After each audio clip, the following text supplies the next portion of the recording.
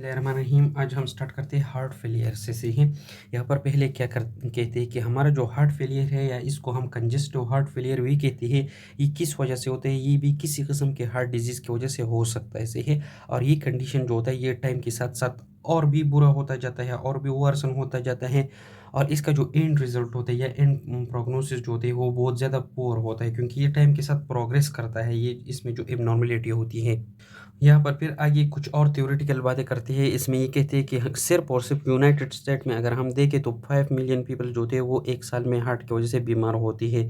और इसमें जो होते हैं 1 मिलियन लोग हॉस्पिटल्स में चले जाते हैं, वहाँ पर हॉस्पिटलाइज हो जाते हैं।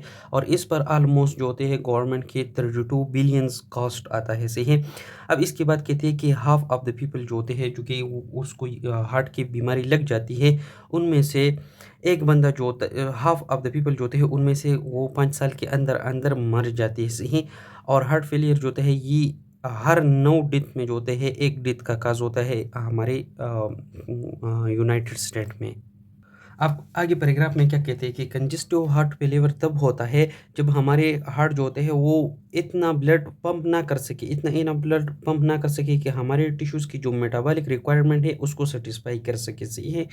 और या जब हमारे टिश्यू की मेटाबॉलिक रिक्वायरमेंट को सेटिस्फाई करता है लेकिन ओवरलोड करके अपने आप को बहुत ज़्यादा थका के, यानी कि जो नॉर्मल फीलिंग प्रेशर होता है उससे बहुत हाई फीलिंग प्रेशर पर ये फिर जब हमारे बॉडी को इनफ ब्लड पंप करता है तब ये हो सकता है सही। फिर आगे क्या कहते हैं कि स्मॉल नंबर ऑफ केसेस में ये भी हो सकता है कि जो कंजेस्टिव हार्ट फेलियर हो ये इसी वजह से हो कि हमारे टिश्यूज़ का जो मेटाबॉलिक नीड हो वो नॉर्मल से हाई हो, जिस तरह हाइपरथायराइडिज्म के केस में होता है।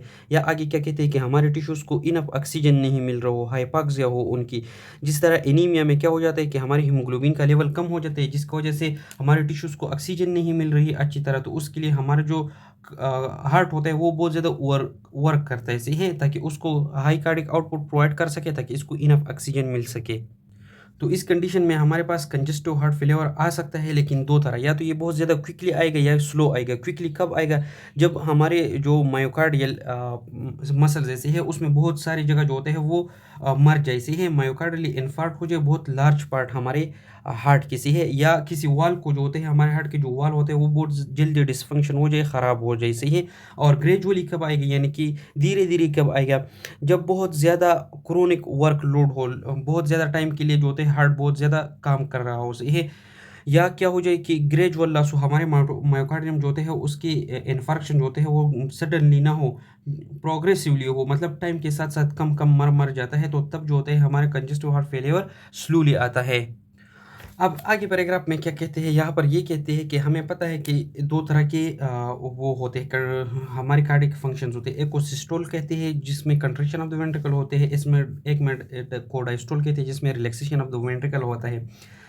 हार्ट फेलियर तब होगा जब कोई सिस्टोल में एबनॉर्मलिटी आ जाए या डायस्टोल में एबनॉर्मलिटी आ जाए सही है। सिस्टोल में एबनॉर्मलिटी कब आएगी? जब हमारा मायोकार्डियम जो होता है वो इनफली कंट्रैक्ट ना कर सके सही है। ये किस वजह से होता है? जब हमारे हार्ट के मसल को इस्कीमिया हो, यानी कि प्रॉपरली उसको न्यूट्रिएंट नहीं मिल रही होती, उसको ऑक्सीजन नहीं मिल रहा होता सही है, या इस पर कोई हाई ब्लड प्रेशर हो, वहाँ पर हमारा हार्ट जो होता है वो क्या करता है, बहुत ज़्यादा काम करता है सही है।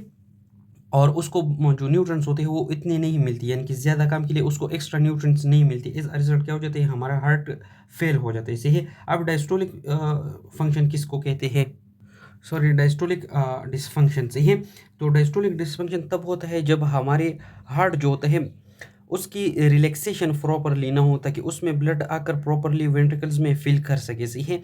ये किस वजह से होगा? जब हमारा जो होता है वेंट्रिकल्स या लेफ्ट वेंट्रिकल जो होता है स्पेसिफिकली वो बहुत ज़्यादा इनलार्ज हो जाए सही है, या उसके अंदर जो होते हैं फाइब्रोसिस हो जाए सही है, कोई कोई हिस्सा जो होता है फाइब्रोसिस की वजह से मर जाए, या उसके अंदर जो होते हैं अमाइलॉइड प्रोटीन्स जो होते हैं वो जमा हो जाए, बिल्डअप हो जाए सही है। यहाँ पर अमाइलॉइड डिपोजिशन लिखा हुआ है। इसके अलावा कंस्ट्रक्टिव पेरिकार्डाइटिस की वजह से हमारा जो पेरिकार्डियम होता है जब वो बहुत ज़्यादा थिकन हो जाता है किसी चीज़ की डिपोजिशन की वजह से, तो तब वो हमारे हार्ट की रिलैक्सेशन के साथ डिस्टेंड नहीं होती, एक्सपेंड नहीं होती। इस रिजल्ट हमारे हार्ट की जो एक एक्सटेंशन है या रिलैक्सेशन है उसको लिमिट करता है। तो तब यहाँ पर हमारे साथ क्या होगा? डायस्टोलिक डिसफंक्शन होगा। फिर आगे ये कहते हैं कि जो डायस्टोलिक डिस्फंक्शन होते हैं हाफ ऑफ द केसेस जो होते हैं हार्ट फेलियर के लिए या कंजेस्टिव हार्ट फेलियर के लिए उसके लिए रिस्पॉन्सिबल होते हैं। और ये कॉमन किन लोगों में होता है? जो ओल्डर लोग होते हैं उनमें होते हैं, या जो होते हैं ये डायबिटिक पेशेंट्स को होते हैं, वुमेन्स में ये कॉमन होते हैं। सही है। अब हार्ट फेलियर जो होते हैं ये वॉल्स के डिस्फंक्शन की वजह से भी हो सकते हैं, जिस तरह एंडोकार्डाइटिस होते हैं, क्योंकि एंडोकार्डियम से ही हमारी जितनी भी वॉल्स है वो रिलेटेड है, उससे डिराइव भी हुई है। सही है। या किस वजह से हो जाए कि सडनली जो होते हैं हमारा ब्लड वॉल्यूम या ब्लड प्रेशर जो होते हैं वो राइज कर सके, नॉर्मल लेवल से ऊपर चले जाए, अगरचे हमारा हार्ट हेल्थी क्यों ना हो। अब इस पैराग्राफ में दो और इम्पोर्टेंट बातें करती है। क्या बातें करती है? कि जब हमारे ये हार्ट प्रॉपरली फंक्शन ना कर सके और ये प्रॉपरली कार्डिक आउटपुट नहीं दे सकते, सही है, ये प्रॉपरली ब्लड को पंप नहीं कर सकते, फिर क्या होगा? हमारे हार्ट के अंदर ब्लड फिल्ड अप हो जाएगा। सही है। एज अ रिजल्ट जो हमारा एंड डायस्टोलिक वॉल्यूम होता है, जो डायस्टोल के आखिर में हमारे लेफ्ट वेंट्रिकल में जितना वॉल्यूम रहता है, या एंड सिस्टोलिक वॉल्यूम जो होता है जो सिस्टोल के आखिर में रहते हैं, सही है, या जो वीनस प्रेशर होता है यहाँ पर जब बिल्ड अप हो जाए यहाँ पर प्रेशर, ज़ाहिर बात है हार्ट के अंदर यहाँ पर भी वेन्स में प्रेशर जो होते हैं वो बिल्ड हो जाएगी। सही है। इसमें यहाँ पर कुछ बातें लिखी हुई है। तो इन सारों की वजह से फिर यहाँ पर जब ब्लड पंप ही नहीं कर सकता तो कार्डिक आउटपुट क्या हो जाएगा? डिक्रीज हो जाएगा। सही है। इसको हम क्या कहते हैं? Forward failure. सही है। और इसी वजह से क्या हो जाएगा कि हमारे यहाँ पर जो वेन्स होते हैं बॉडी की उसमें ब्लड बिल्डअप होना स्टार्ट करता है, जिसको यहाँ पर लफ्ज यूज़ किया गया है बुक में कि increase congestion of the venous circulation, यानी कि हमारे जो वेन्स होते हैं उनमें भी ब्लड पंप होना स्टार्ट कर सकते हैं। ये कब होता है? फॉरवर्ड फेलियर के बाद होता है। तो जब यहाँ पर वेन्स में ब्लड फिल होना स्टार्ट कर देते हैं इसको हम क्या कहते हैं? बैकवर्ड फेलियर, जो हमेशा अकम्पेंड करते हैं फॉरवर्ड फेलियर को। सही है।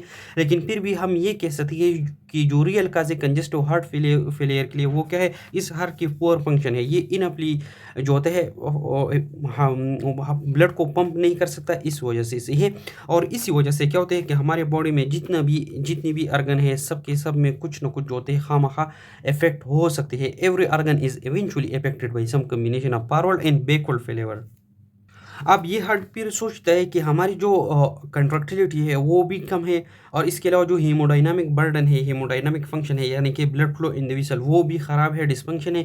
इसी वजह से मुझे भी कुछ मैकेनिज़्म इख्तियार करने होंगे। तो अगले फिर ये वो मैकेनिज़्म इख्तियार करते हैं जब हमारे हार्ट जो होते हैं वो प्रॉपरली फंक्शन नहीं कर सकते, तो ये किस तरह के मैकेनिज़्म ट्राई करते हैं वो पढ़ते हैं। अब इसमें सबसे पहला मैकेनिज़्म जो आता है उसको क्या कहते हैं? फ्रैंक स्टार्लिंग मैकेनिज़्म से। ये इसके बारे में क्या कहते हैं कि हमें पता है कि कार्डिक आउटपुट कम है। अब ये हार्ट कहती है कि मुझे बॉडी को कार्डिक आउटपुट इंक्रीज़ करना है, तो वो किस तरह इंक्रीज़ करेंगे? हमें पहले पता है कि ये जो वेंट्रिकल होते हैं, हमने अभी पढ़ा यहाँ पर जो एंड डायस्टोलिक वॉल्यूम आता है, डायस्टोल के आखिर में, रिलैक्सेशन के आखिर में जो वॉल्यूम होता है वो क्या होता है? वो इंक्रीज़ होता है। सही है। जब यहाँ पर ज़्यादा ब्लड आ जाते हैं तो ये ज़्यादा डायलेट कर देता है। सही है। तो जो मसल फाइबर्स होते हैं हमारे हार्ट के मसल्स की वो ज़्यादा स्ट्रेच कर देते हैं।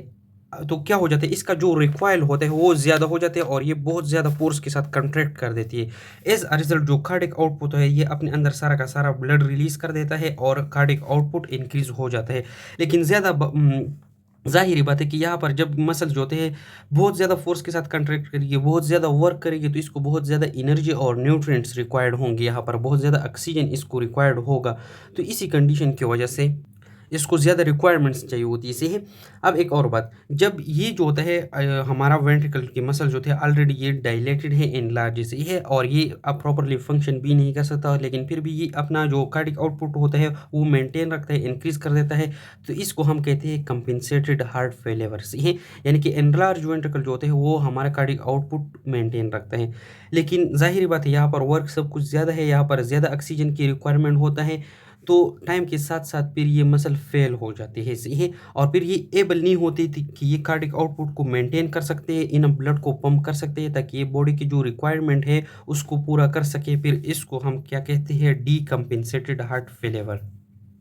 अब दूसरी नंबर पर आ जाता है एक्टिवेशन ऑफ द न्यूरोहेमोरल सिस्टम। से ये इसमें क्या कहते हैं कि जब हमारा हार्ट पर जो होता है बर्डन आ जाता है और ये कमज़ोर होता है तो हमारे जो ऑटोनॉमिक नर्वस सिस्टम होते हैं वो क्या रिलीज़ कर देते हैं? नॉर एपिनेफ्रिन रिलीज़ कर देता है। ये नॉर एपिनेफ्रिन क्या करते हैं कि हमारे हार्ट रेट को स्पीड अप कर देते हैं, हमारे हार्ट के मसल की कंट्रैक्शन को और पूरी कंट्रैक्ट करते हैं। से है उसको एनर्जी देते हैं। इसके अलावा हमारे जो ब्लड वेसल होते हैं उसका रेजिस्टेंस भी इंक्रीज़ कर देता है। सही है, जिसको हम वास्कुलर रेजिस्टेंस कहते हैं।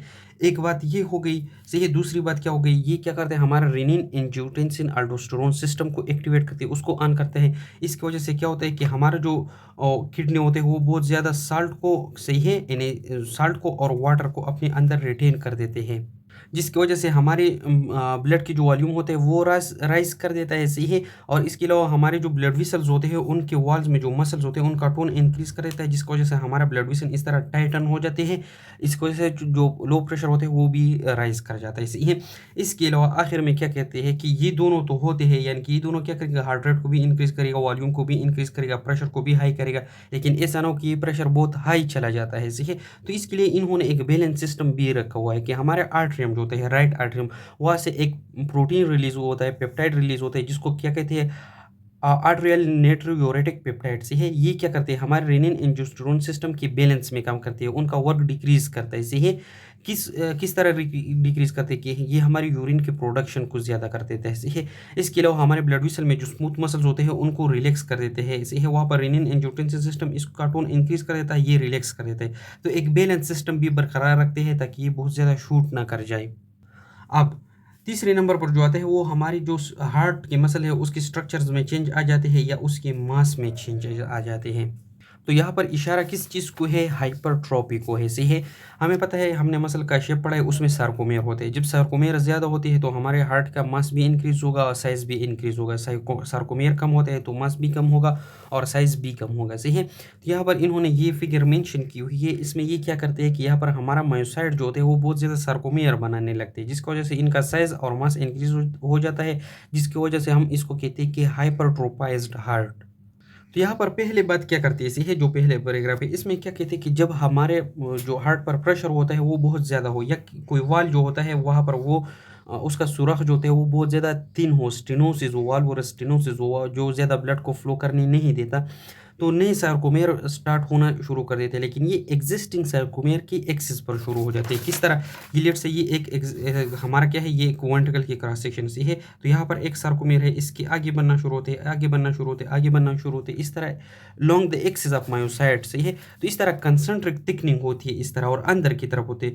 तो यहाँ पर क्या होता है कि हमारे जो वेंट्रिकल होते हैं उनकी वॉल्स थिकन हो जाती है, वेंट्रिकल के वॉल्स ग्रो कर देते हैं, लेकिन जो ओवरऑल चेम्बर होता है उसकी वॉल्स जो वो उसका साइज़ इंक्रीज़ नहीं करता, अगरचे उसके अंदर जो कैविटी होती है उसका साइज़ कम होना स्टार्ट कर देता है। ऐसे ही ये किस चीज़ के लिए है, ताकि ये ज़्यादा फोर्स के साथ क्या कर सके, कंट्रैक्ट कर सके।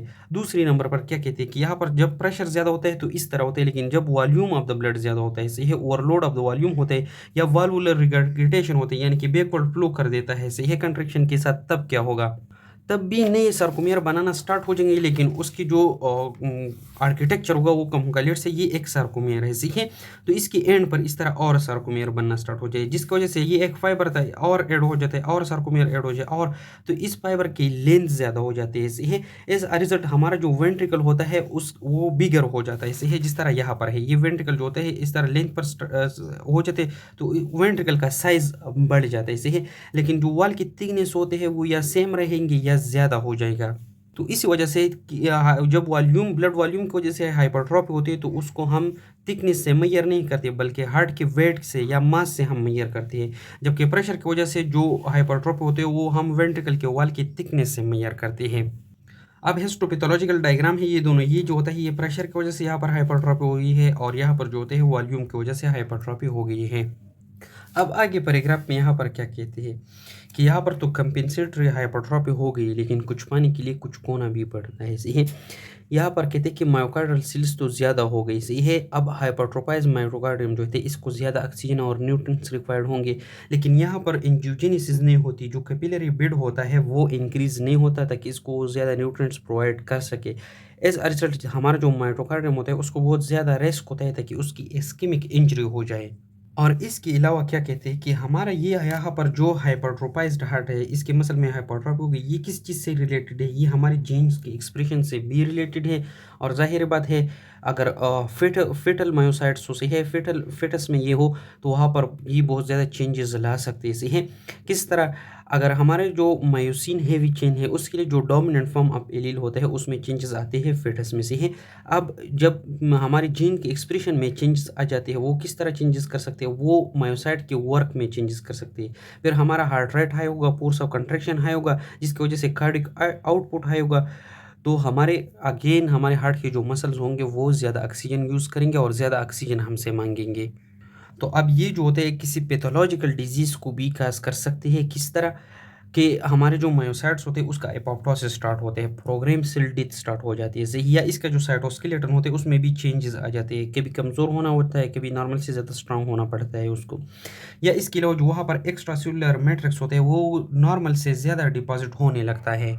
अब फिर इसको कहते हैं पैथोलॉजिक कंपेंसेटरी कार्डिक हाइपरट्रॉफी, और ये किस चीज़ से रिलेटेड है, हमारे डेथ से रिलेटेड है। इसकी वजह से डेथ रेट इंक्रीज हो जाती है। लेकिन ये पैथोलॉजिक है सही है। एक होता है फिजियोलॉजिक हाइपरट्रॉफी, जो जितने लोग जो होते हैं एरोबिक एक्सरसाइज करते हैं, जिस तरह एथलीट्स होते हैं, जिम वाले होते हैं, तो वहाँ पर क्या होते हैं कि हार्ट के मसल के साइज के इंक्रीज होने के साथ साथ वहाँ पर जो कैपिलरीज होते हैं वो भी इंक्रीज होते हैं, उनमें इंजूजिनेसिस होते हैं। एज अ रिजल्ट उनको जो होते हैं ज़्यादा न्यूट्रिएंट्स भी हार्ट के मसल्स को मिलते हैं। लेकिन जो लोग हाई वेट लिफ्टिंग करते हैं ये वहाँ पर जो होता है प्रेशर हाइपरट्रॉफी होती है, जो वॉल्यूम ओवरलोडेड स्टेट हमने ऑलरेडी पढ़ा हुआ है। तो वहाँ पर इसे इस तरह पॉजिटिव इफेक्ट हमें नहीं मिलती जिस तरह एरोबिक एक्सरसाइज में मिलती है सही है। इसके बाद आ जाता है क्या, लेफ्ट साइडेड हार्ट फेलियर। अब एक और बात, जो वेट लिफ्टिंग है ना, यहाँ पर इसको स्टैटिक एक्सरसाइज दिया गया है सही है, और जो आम एक्सरसाइज एथलीट्स वगैरह की करते हैं उसको एरोबिक एक्सरसाइज या फिजियोलॉजिकल हाइपरट्रॉफी का नाम दिया गया। तो ये बात याद रखना कि जो वेट लिफ्टिंग या स्टैटिक एक्सरसाइज है ये बेनिफिशियल नहीं होता सही है। और जो लोग कार्डियो एक्सरसाइज करते हैं जिस तरह रनिंग करते थे सही है, वही जो होते हैं बहुत ज़्यादा इंपॉर्टेंट होती है।